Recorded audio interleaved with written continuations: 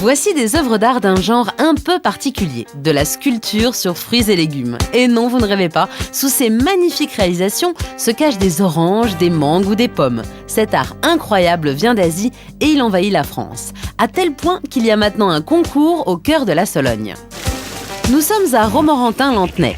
C'est ici qu'est organisé le tout premier championnat de France de sculpture sur fruits et légumes. Les épreuves sont incroyables.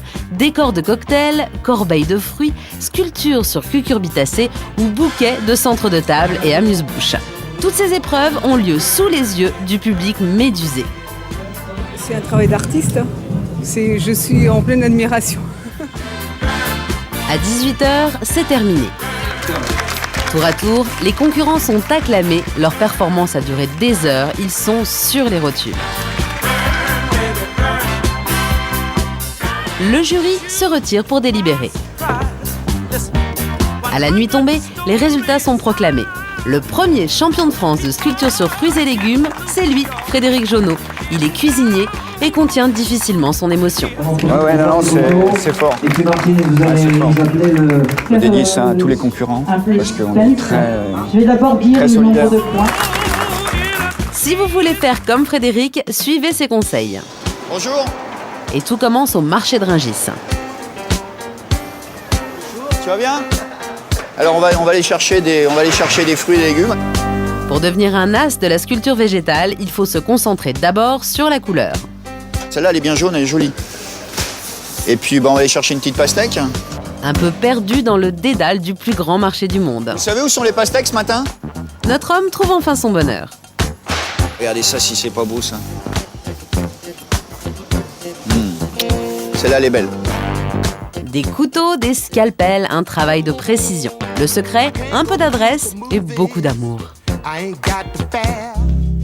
Quand j'ai commencé, j'avais un chef d'apprentissage qui me dit « Mais attention, doucement le produit, tu le poses délicatement sur la table, tu l'assaisonnes, tu le refais quand tu le cuis avec amour. » Et il y avait des phrases mythiques qui me disent « Attends, tu traites le poisson comme le sein de ta copine. » Comment ça? Il me dit bah oui, tu le malaxes sur la planche. Il me dit non, tu le caresses avec amour. Il me dit à la cuisine, c'est ça.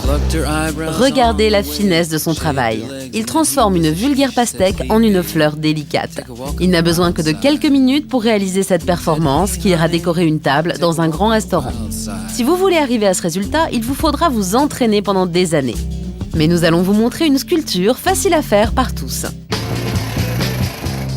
Direction le Centre européen des professions culinaires. C'est ici que Frédéric enseigne aux apprentis traiteurs les clés de sa technique qu'il a acquise en Thaïlande. Là, je vais vous faire voir des techniques qui sont décoratives, qui sont pas plus longues qu'autre chose à faire et qui vont vous permettre de manipuler le légume en tant qu'objet de décoration, également gustatif. Regardez bien, vous allez apprendre à sculpter des légumes. Exemple avec la carotte qui est plutôt facile à travailler. Prenez un grand couteau, taillez d'abord le bout de la carotte en une pointe à 4 faces. Ensuite, utilisez un couteau à la lame très fine et entaillez chacune des arêtes de la pointe de façon régulière. Pour finir, il suffit de faire tourner la pointe dans la main et regardez ce qui apparaît, une fleur. Je suis désolé messieurs, mais les fleurs, ça s'offre aux dames. Hein.